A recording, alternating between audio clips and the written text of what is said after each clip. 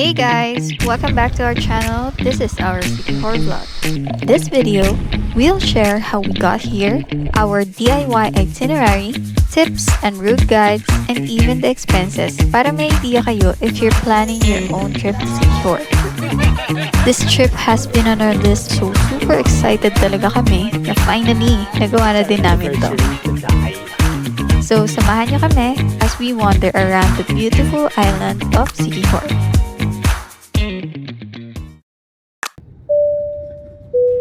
Welcome to Dumaguete. Kala nyo Sikihor na, no? Char. So, welcome back guys to our channel. This is Jazz. Sadly, some of our videos got corrupted nung umuwi kami. Really appreciate if you guys could comment down below any tips para maiwasan na namin to moving forward. We booked this trip last March 2025. So originally, we only booked for 1 week. But for this trip, there is a plot twist, which later on you will find out and see why. So maraming options papuntang Sikihor, pero ito yung usual and pinaka-common na route. If you're coming from Manila, take a flight going to Dumaguete. Hindi ko na napakita dito, pero once you arrive in Dumaguete Airport, you have to take tricycle going to Dumaguete Port. Then from Dumaguete Port, ferry ride going to Sikihor Island. By the way guys, tip lang, so it's much easier and less hassle if you will book your ferry ride online. Super easy lang naman mag-book through their website. So here is a screenshot for your reference.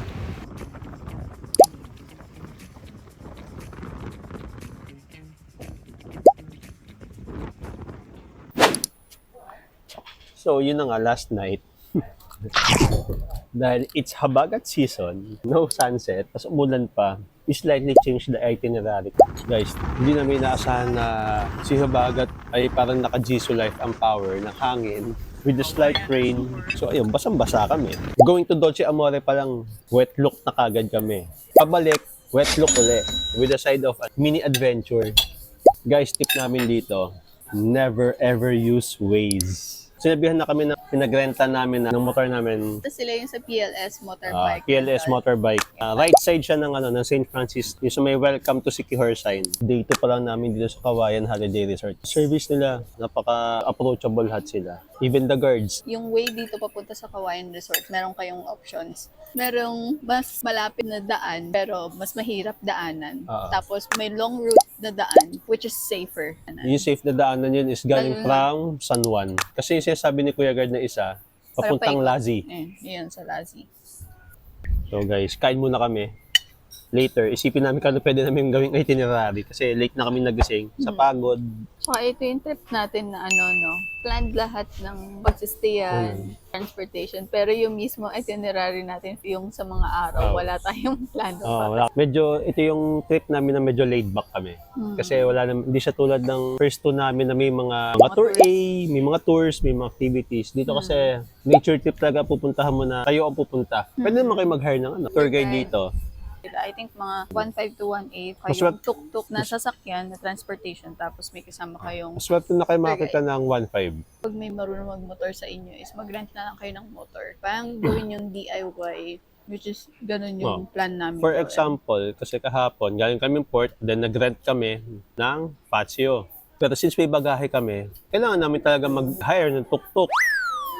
Uy, may tumalon.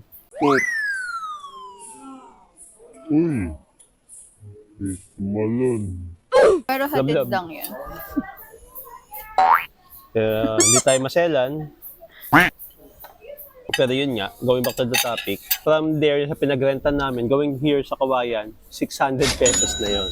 Yun yung bayad. Parang delivery charge. Delivery charge yun. Kasi 6 days kami dito, binigay ng 450. Yung mga prices nila, nagre-range from 500 to 550. Saka nakadepende kasi yun kung gano'n katagal mo siya yung i-rent. Usually kapag 1 to 3 days, mas mahal. Parang mas mura na kapag more 5 days onwards 5 days. If you ever plan on going dito sa Sikihor, tapos mag-rent kayo ng mga cars or motor. May mga sasakyan din sila na for rentals. So, meron silang Facebook page, PLS Motorbike Rental. Check nyo na lang contact number nila. Lalagay ko na lang syempre sa video. So ayun, kain muna kami. Hindi about. Ang layo. Take two. Good morning. Good morning, sunshine. Aww. Sunshine? Yoo-hoo! It's raining. Morning. Pwede umorder ng araw.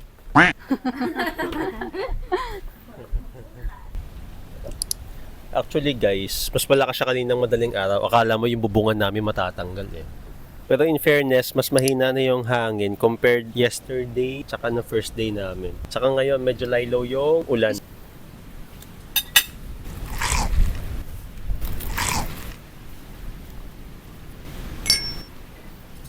Shout out to Kape de Guyod.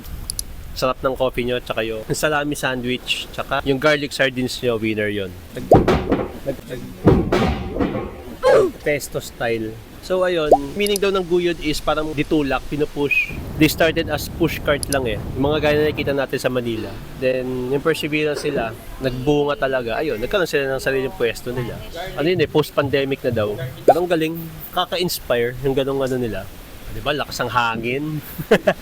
Kape de Guyod is located pala at San Juan din. Lapit din siya sa Yung ano rin ng gelato. ang tapat nila is Monkey Business. No wonder ba sila pinupunta. Kasi worth the hype din yon. Hindi na sila hype kasi they're for real. In fairness din, ang lakas ng wifi nila dito. Pati daw muulan yan, no? Naka-Starlink kasi sila dito. Recently kasi nagkaroon ng parang yung local ano nila, failure yung electricity dito, bumagsak. So madalas ang brownout. Pero alam ko, itong kawayan kasi nag-brownout na siya kagabi pero after few minutes may ilaw na ulit. Kasi may generator dito. Yeah, suggestion ko, bago kayo mag-book ng mga accommodation, check nyo kung may mga backup generators yung accommodation nyo. Laking bagay kasi sobrang dilim dito. We're lucky enough na maganda yung accommodation namin. Ayusin muna namin yung itinerary namin. Kasi since almost 3 days na nawala, baka mag-extend kami dito. Siguro mga 2 months. Char. They ask you how you are, you just have to say that you're fine when you're not. We'll be right back. Peace muna kami. Kasi umaaraw siya. Bye-bye. To Sambulawan Underground Cave. 250 kada tao po, kasama niyang lights at life jacket. Yung guide po hindi ito kasama sa entrance. Depende po sa inyo kung magkano po ibigay sa guide. So dito maliligo kayo at adventure.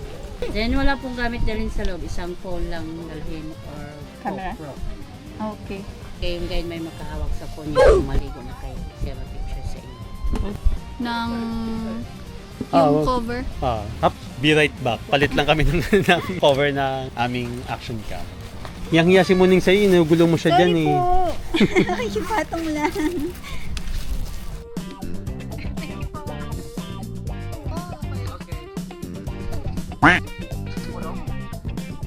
Like, ako yung senior kasama namin. Like, hindi maganda itapo yung cellphone nila. Okay lang ba? Or okay na lang, no choice. Wala na magawa, ako yung nag-picture eh. Baka iba yung hawakan ko. Alam ko na yun. Good evening po. Good evening, habang nag-swimming.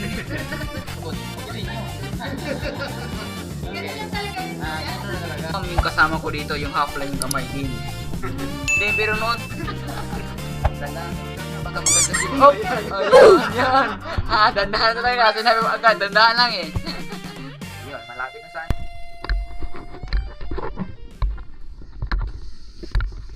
Iwan niyo ko ah! Sa inyo to guys. DJ yan, hanapin nyo. Tutuwa kayo dyan.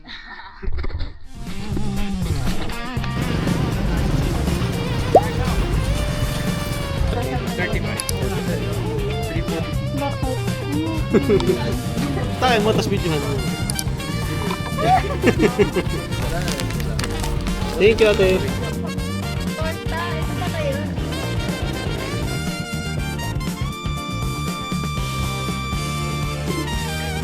Naman ang usap-usap, tutog na kami.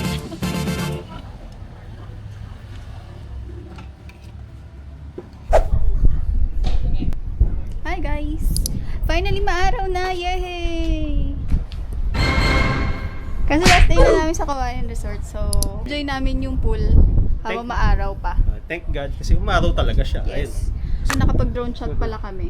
Yung signature ng Kawayan sa drone shot. Care of Kuya Ryan. Shoutout Kuya Ryan, taga namin. Si Chuchay here is sleeping. Hi, Chuchay! Hello, babe!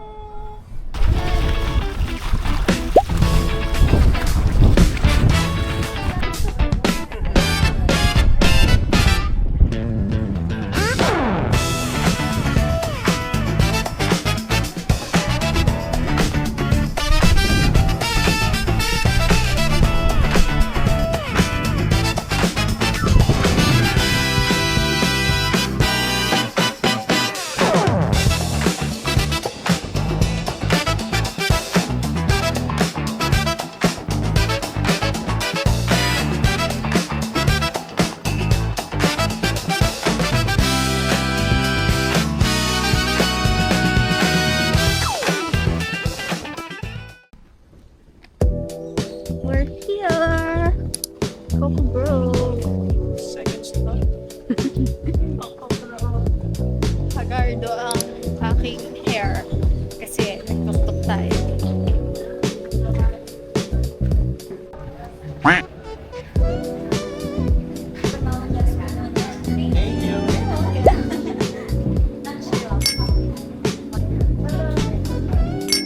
Pasag.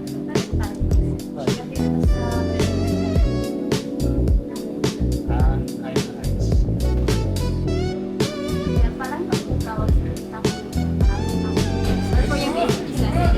And if you wish to pamper yourself, dyan Si Maki. you can visit Mati po. Okay, so this Happy?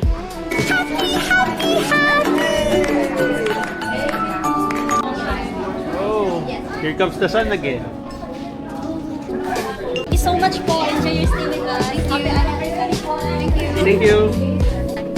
So, yun na. Waiting lang kami sa mag-a-assist ng baggage namin. Kasi naman, change ka sa amin dalawa. Yan. Yun lang yung baggage namin. Tapos yung dala ko, ayun. At yung kanya. Pinaghiwalay na namin kasi para madali sa pagkakas. Organized na para sa gagawin namin mga activities namin. Yun yung reason bakit sikat ng Coco Grove. Dami ng tao. Daming guest. So, we'll be right back. Then, ang CR.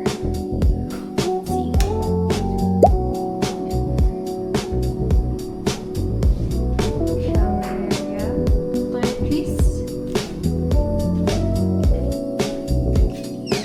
Of course, may safe. Tapos yung inaabangan nila Blab. There again. TV. Tingin ko kung nalagay. Tapos yan siguro may mga church.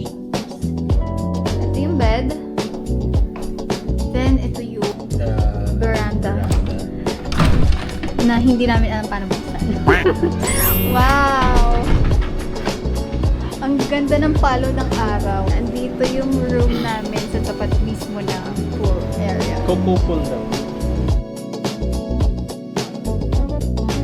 Nag-extend kami ng one day dito. Since ulan nga, nagbagyo-bagyo dito. So at least ng one day, mapuputol yung room namin. But thankfully kanina sinabi na no need na mag-transfer Mag-transfer. pa kami sa fourth day namin. So all the way dito na. Pero yun nga, nalipat lang kami sa main building. Pero nonetheless, maganda rin yung view. Yes!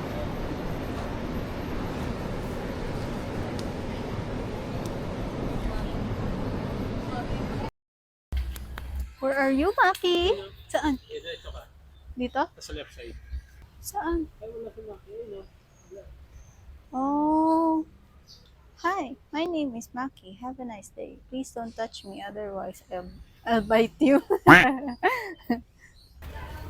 Ayan, kanina, nilibideo namin, wala si Maki doon. So most likely, kasi nga malakas ang walang kanina. Prior to going to Coco Grove, kasi biglang umulan na nila pagkalakas-lakas doon sa Kawayan. So baka tinago muna si Maki ulit. So now, sabi sa inyo kanina, magbe-beach kami, pero gutom na talaga kami, so magbubuka kayo muna kami.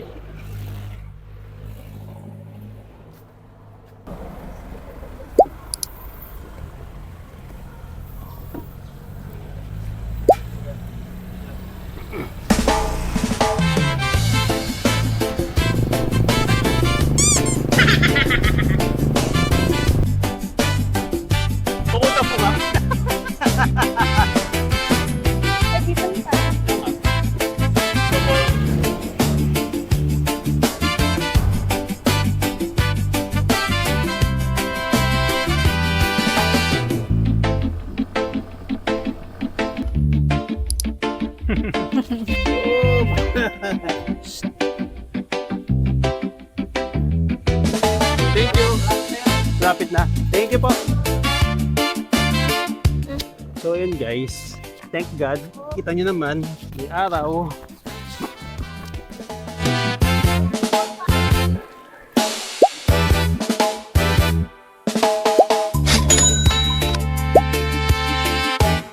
Bye.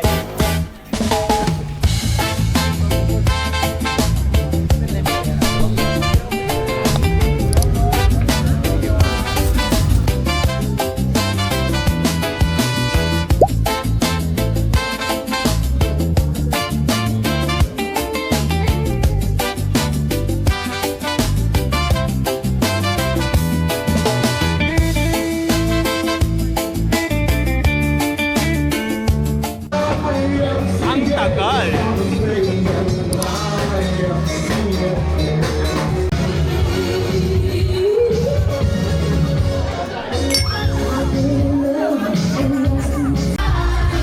This is what the Saturday at JJ's Backpacker.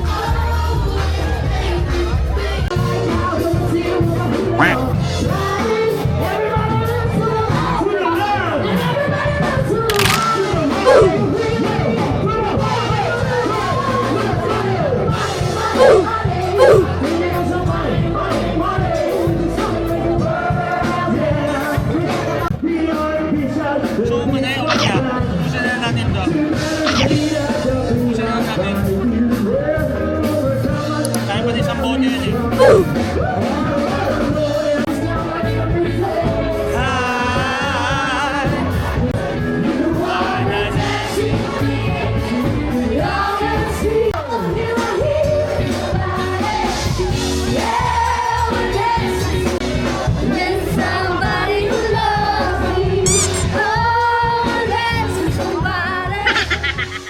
We're back, Coco Grove. We had a fun night out sa JJ Backpacker. Sobrang saya. Sobrang saya, ayoko pa umuwi, Char. It's sunny day tomorrow, so we'll try to maximize the activities na pwede mo gawin kasi babawi kami 3 days na stranded dahil sa lechugas na habagat and typhoon. Hingal kami ha, third floor to. Yan, so good night, everyone. Let's call it a night, shall we? Bye-bye. Go Maki, go Maki, go! Go Maki, go Maki!